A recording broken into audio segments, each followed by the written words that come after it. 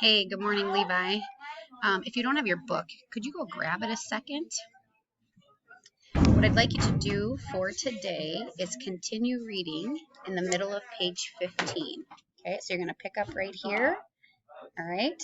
And every time that you read about a people group, you can stop and put in kind of the three most important facts, kind of like we started the other day, the way that we demonstrated it with the ancient civilizations of Central and South America. We're going to do the same thing with the civilizations of North America. The first group are those groups that grew and thrived, but then faded away before Columbus arrived and the Europeans arrived. The ones beginning in the middle of page 17 are ones that were flourishing when the Europeans arrived. So that's kind of the difference, all right?